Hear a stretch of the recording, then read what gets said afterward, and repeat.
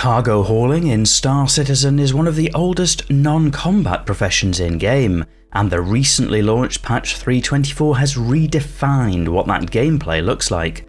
But knowing where to get started can be a little daunting for the uninitiated. This video aims to run through everything you need to know to actually start running cargo in-game, running from the tools of the trade, the types of cargo running, and how to actually turn all those little boxes into a profit. There are timestamps in the video description to help you find what you're looking for. If you're new here, I'm Forrester, and this YouTube channel is all about giving you useful or interesting videos about simulation type games, including Star Citizen. And if this sort of video is helpful, you might like to subscribe to the channel so that YouTube knows to show you more videos like this in future. To begin with, there are broadly two types of cargo running in Star Citizen as of patch 3.24. The first we'll call cargo trading, and the second we'll call cargo hauling. Trading is the older variation where you source your own cargo boxes and bring them to a trade destination to sell them. Ordinarily you would acquire that cargo by purchasing it, although it's fair to say that's not the only way to acquire it. Cargo hauling is newly added as of patch 3.24 and involves taking responsibility for cargo for a third party and taking on a contract to bring that from A to B. Both have their own trade-offs, with cargo trading being generally riskier but more profitable, and cargo hauling being a little safer and more predictable at a lower payout. The gear you'll need might depend on the size of the cargo you're looking to shift, but for all types of cargo running, the first thing you'll need is a cargo ship. Some of the starter ships do have some cargo capacity, but it's extremely limited, so the rest of this guide will assume you'll be picking up a ship with a fairly decent cargo bay, or that you already have one. The cheapest way to get an effective hauler is actually to rent a freelancer or a cutlass in-game, which can be a great way to decide if you enjoy the gameplay before splashing out over $1 million Alpha UEC on a cargo ship. But if you do enjoy cargo hauling, you'll eventually want some dedicated ships for it, and they are summarised in the table shown. The best value at the low end is the Hull A, which offers 64 SCU of cargo storage for the low price of 1.7 million Alpha UEC. At the mid-range, a Freelancer Max at 4.2 million Alpha UEC is a step up, but it's more expensive per SCU than the Hull A. And at the top end, the Caterpillar and C2 are highly competitive, as is the Hull C. The Hull C technically offers the best price per SCU by a long way, but it's not a very smooth experience, so you may be better focusing on the Caterpillar and C2. The C2 offers more cargo capacity than the Caterpillar and is much easier to load if you're doing it yourself. The Caterpillar, on the other hand, offers better value, coming close to the C2 cargo capacity at 2/3 of the price. This is all a personal decision, but many a dedicated hauler will work their way up to a C2 in the long run. Some other ships, especially general purpose ships, are also capable of cargo hauling, so you may want to explore those if you're interested in a variety of different gameplay loops, ships like the Corsair for example. But in terms of value for purely cargo hauling, they're not quite so competitive, so have been excluded from this list. In addition to the total capacity, different cargo ships can also take boxes of different sizes. For example, the Hull A isn't capable of carrying the largest of boxes, with the highest capacity option to fill the 64 SCU of storage being 16 SCU crates. It can get a little bit Tetris working out exactly what each ship can store, so the best advice is to learn your ship and how to get the most out of it. It may take a little trial and error. If you're planning to move cargo around yourself, you'll also want a tractor beam. You can usually loot a multi-tool and tractor beam attachment from different outposts as you're travelling around, although if you need to buy them, they are very cheap. The multi-tool can lift up to a maximum of 16 SCU boxes. Larger boxes will require a larger max lift tractor beam tool, which is easily acquired at cargo shops or refinery shops, as well as a few other places in the verse for 19,000 Alpha UEC, but that can lift the largest of crates. Some ships also have tractor beams built in. It's not common, but it can be a helpful quality of life feature where they do. The rest of this guide also assumes you're familiar with basic flight mechanics in Star Citizen. If not, you might want to check out a new player guide to get started with that first. The simplest form of cargo running is through hauling contracts, largely because there's a relatively low personal risk and it's a more on-rails experience, guiding you through where to go. To get started with cargo hauling, you jump into the Contracts tab of your Mobiglass and head over to the Hauling tab. There you're able to peruse the options available to you, and the more cargo hauling you do, the more you'll see in this tab. It is worth reading the contract notes carefully to make sure you're comfortable with what you'll be asked to transport, and from and to where, and that you have enough storage aboard your ship to make the contract work. Especially worth noting is the maximum box size, so you don't grab something that's too big for your ship.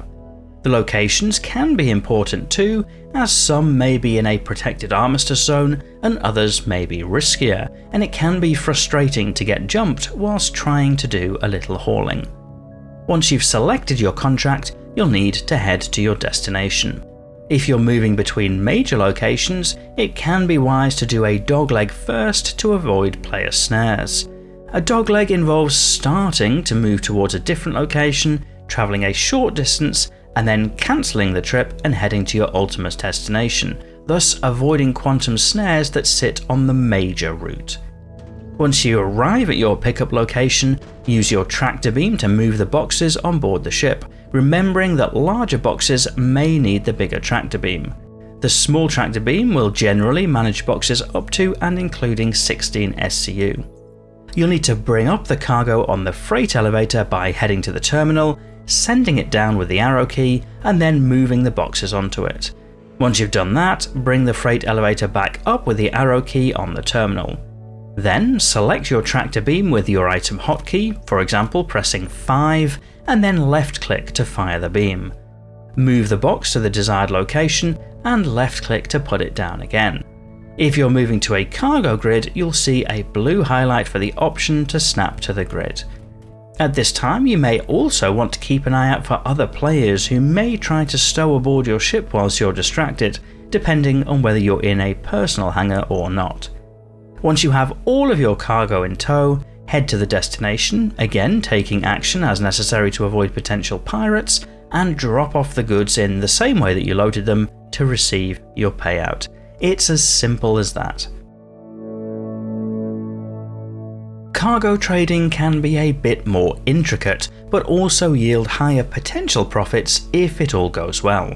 For the legitimate player, the loop follows the mantra of buy low, sell high. So you'd head somewhere to pay your own money to acquire some lawful goods, and then take them to another location who will pay more than you paid to buy them back. It's also possible to acquire goods through less legitimate means, either illicit goods that UEE law prohibits, or goods belonging to another. Selling those goods can also yield a hefty profit, but those goods can only be sold at less legitimate vendors and often carry a greater risk of encountering hostilities en route. You'll need to decide on a route, somewhere that sells a commodity and somewhere that buys a commodity. There are some resources covered later in this video which can help to identify potential routes, but suffice it to say that not everywhere will buy every type of good, so planning ahead can be important. Once you've decided on where you're buying from, head to the trade console at that location. For example, on a moon mining outpost, that would often be the storage building. Purchase the desired cargo either to your local inventory on that planet, or directly to your ship if auto-loading is possible. Auto-loading doesn't work everywhere, but when it does, you pay a modest fee and wait for a timer to run down, and then you can grab your ship and be on your merry way. If you buy to your location, you'll be loading manually, so head over to the freight elevators, probably located on the landing pad where you park your ship. Interacting with the console, send the elevator down with the arrow key, move your cargo onto it from the local storage, and then bring it back up with the arrow key. After the freight elevator raises, the process of moving cargo with the tractor beam is the same as for cargo hauling, although trade locations are often more public, so you'll need to watch what's going on around you. After you've loaded up your ship and headed to your selling destination safely, avoiding any pirates en route, you can either unload to the freight elevator or head straight to the trade console if it's a location that's willing to unload your ship automatically for you, once again at a price of time and cost. Select the commodity to sell from your list on the left and then sell it to collect your earnings. As long as your sell price is higher than your buy price plus your fuel costs, you should hopefully be making a profit. And that's the core of the cargo gameplay loop in patch 3.24. Insofar as ship upgrades are concerned, the key consideration for cargo haulers is usually travel time, so investing in a fast quantum drive with as small a cooldown as possible is usually the most beneficial.